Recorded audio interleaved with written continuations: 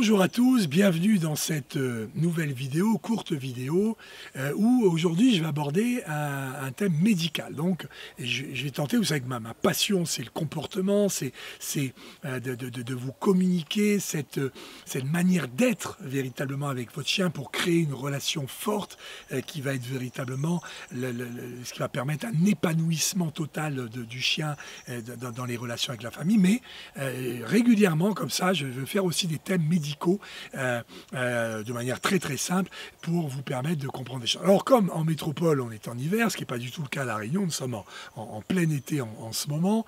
Là il fait un petit peu frais parce que nous sommes dans les hauts de La Réunion, mais plein été, mais pour vous qui êtes en métropole, donc j'ai choisi aujourd'hui cette thématique, mon chien tousse. Mon chien se racle la gorge, mon chien a pris froid, souvent c'est ce que l'on pense. Alors, autour de cette thématique, d'abord, comment est-ce que ça se présente? Alors, mon chien, en général, c'est plutôt se racle la gorge. Alors, je vais le faire, vous allez voir, je le fais bien. En général, ça fait ça fait... C'est-à-dire qu'il y a un mouvement de langue et on a l'impression que le chien a quelque chose de coincé à l'intérieur de la gorge. Souvent, plus que mon chien tousse, d'ailleurs, c'est mon chien se racle la gorge. Et d'ailleurs, souvent, la première chose que me posent comme question les gens, c'est « je crois qu'il a quelque chose de coincé dans la gorge ». Alors là, je vous rassure tout de suite, la réponse est non. Lorsqu'un chien a un os coincé dans la bouche, il va en général avec la patte essayer de se l'enlever et on sent qu'il a vraiment quelque chose dans la gueule. Et si c'est coincé plus bas, pas du tout ces symptômes-là, l'animal sera prostré, ne mangera plus, c'est très très très douloureux, les signes sont totalement différents de « ah », rien à voir. Donc on est sur ce raclement de gorge. Alors on va différencier plusieurs cas de figure. Premier cas de figure, l'apparition est brutale. Mon chien ne toussait, ne se raclait jamais la gorge avant. C'est apparu d'un seul coup, de manière brutale. Ça s'entend même des fois de loin.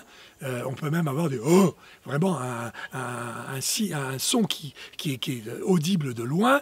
Il est en bonne santé, en bon état général. Il a relativement la forme. Des fois, on peut avoir eu un petit pic de fièvre au départ qui est passé inaperçu. Mais surtout, c'est apparu de manière brutale et c'est assez... fort comme symptôme.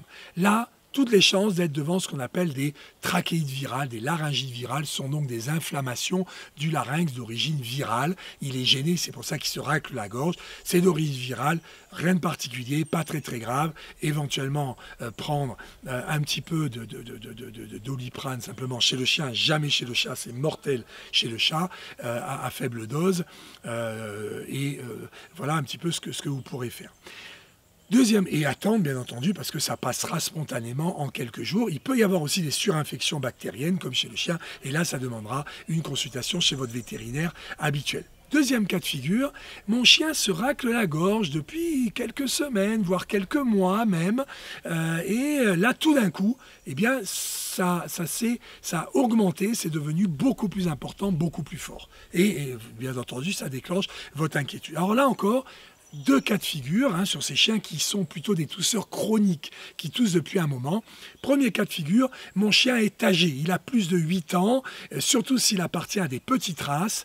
Là, attention, ça peut être le signe d'une insuffisance cardiaque, d'une insuffisance mitrale. C'est une petite portière qui est dans le corps et qui peut être fatiguée chez certaines races, notamment prédisposées, mais globalement en vieillissant, plutôt chez les petites races. Et on va avoir des modifications du fonctionnement du cœur et un petit peu d'eau, un tout petit peu d'œdème qui sort dans le poumon. Donc l'eau sort au fond du poumon, mais la manifestation, c'est la particularité du chien et elle est à ce niveau-là, c'est un réflexe qui se produit, on a ce raclement de gorge de plus en plus important qui se produit. Donc là par contre, suspicion d'insuffisance au niveau du cœur, consultation rapide, si ça a augmenté d'un seul coup, de votre vétérinaire traitant. Ça peut être le cas aussi si votre chien n'est pas âgé, mais qu'il appartient à une race à risque, comme le cavalier King Charles ou autres, qui sont des races à risque en général.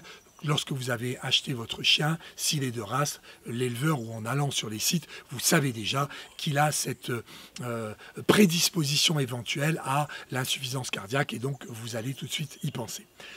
Dernier cas de figure, eh bien, mon chien est pas spécialement âgé, il n'appartient pas à une race prédisposée et il se racle régulièrement la gorge, particulièrement lorsqu'il fait un peu un effort. Il a quelques raclements comme ça qui se produisent. À ce moment-là, on a toutes les chances d'être devant un collapsus de la trachée. Qu'est-ce que c'est?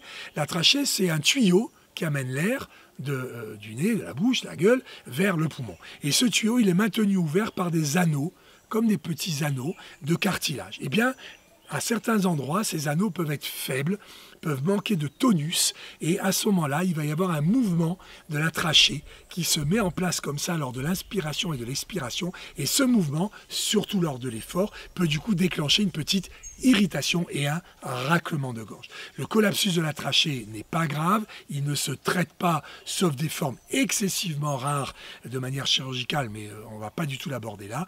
En tout cas, ce n'est pas quelque chose de grave. Et il n'y a pas de traitement du collapsus de la trachée. Il va donc, bien entendu, je le répète, se manifester de manière chronique.